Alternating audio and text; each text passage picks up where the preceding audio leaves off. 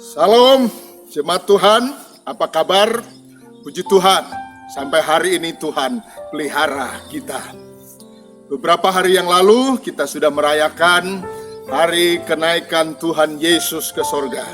Dan salah satu janji daripada Tuhan, bahwa setelah dia naik ke sorga, dia akan mengirim Roh Kudus-Nya untuk menolong dan menyertai kita. Hari ini saya mau menyampaikan firman Tuhan dengan judul Roh Kudus Penolongku. Mari kita membuka Alkitab kita yang terdapat di dalam Yohanes pasal yang ke-14 ayat yang ke-16. Mari kita membacakan firman Tuhan ini bersama-sama. Yohanes 14 ayat yang ke-16. Aku akan minta kepada Bapa, dan ia akan memberikan kepadamu seorang penolong yang lain, supaya ia menyertai kamu selama-lamanya. Yesus naik ke surga, tetapi Yesus berjanji dia mengirim penolong bagi kita, yaitu Roh Kudus.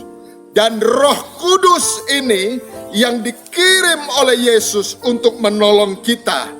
Dia akan tinggal bersama-sama dengan kita. Dia akan diam di dalam kita. Dan dia akan menyertai kehidupan kita orang percaya sampai selama-lamanya. Tidak ada yang saudara khawatirkan, tidak ada yang saudara cemaskan, selama Roh Kudus berjalan bersama-sama dengan kita. Ada beberapa hal yang ingin saya sampaikan. Bertalian dengan Roh Kudus adalah penolongku.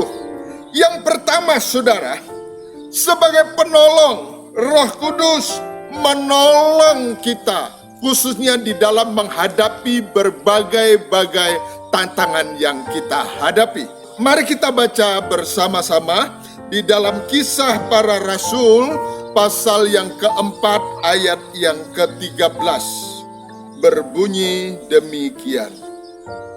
Ketika sidang itu melihat keberanian Petrus dan Yohanes dan mengetahui bahwa keduanya orang biasa yang tidak terpelajar, heranlah mereka mengenal keduanya sebagai pengikut Yesus.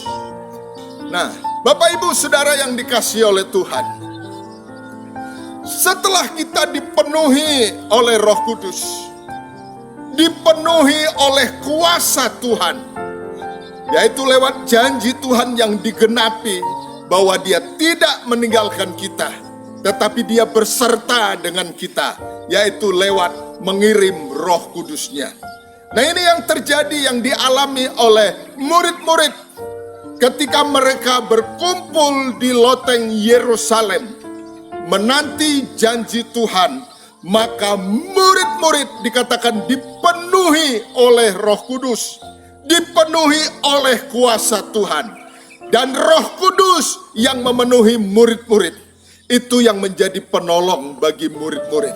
Nah, penolong saudara yang pertama adalah ketika murid-murid menghadapi tantangan, maka Roh Kudus yang akan menolong mereka. Ini terjadi ketika murid-murid dipenuhi oleh Roh Kudus, hidup mereka penuh kuasa. Tetapi mereka mulai menghadapi tantangan saudara, di dalam kesaksian, di dalam pelayanan mereka. Sehingga Petrus dan Yohanes ditangkap dan diadili di depan mahkamah agama. Tetapi apa yang dilakukan oleh Yohanes dan Petrus saudara? Mereka menjawab setiap pertanyaan para imam-imam dengan lantang, dengan tegas, bahwa Yesus yang mereka beritakan, itulah Yesus yang menolong mereka untuk mengadakan tanda-tanda heran dan mujizat. Tidak ada keraguan, tidak ada kekhawatiran, tidak ada kebimbangan di antara murid-murid menceritakan bahwa Yesus yang menjadi penolong mereka. Nah, hal ini terjadi saudara karena Roh Kudus yang ada di dalam murid-murid.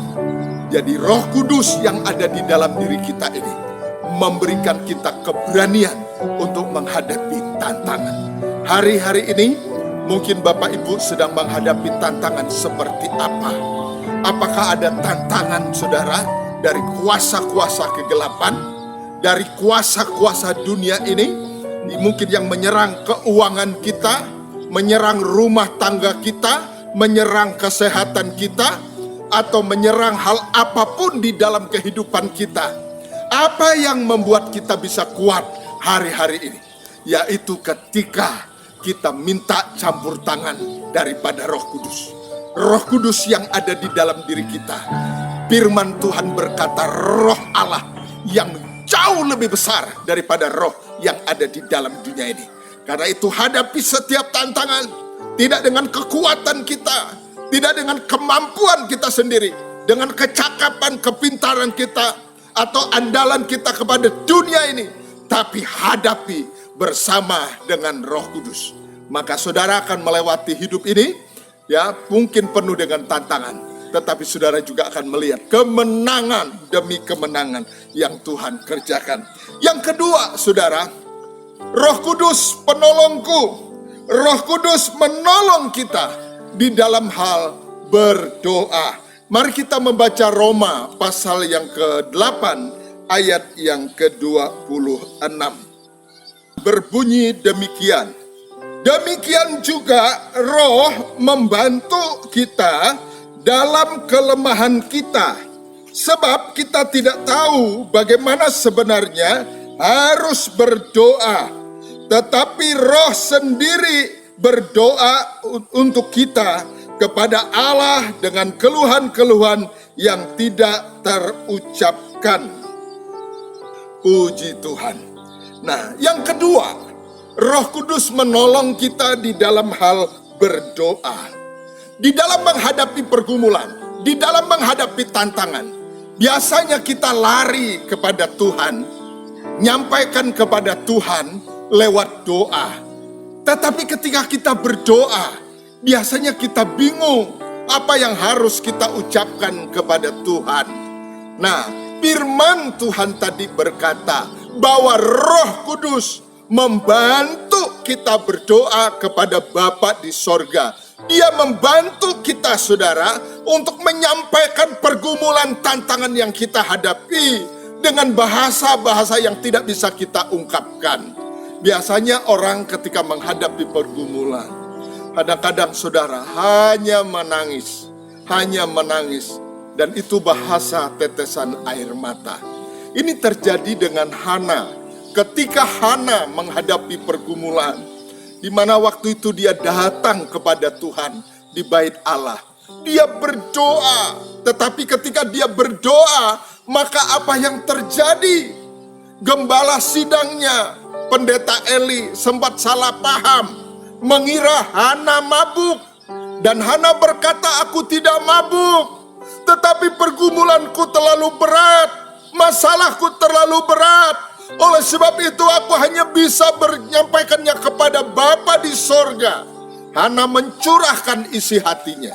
Saya yakin dan percaya, saudara, Eli boleh terbatas memahami pergumulan Hana, tetapi Roh Kudus yang ada di dalam diri Hana mengerti pergumulan Hana.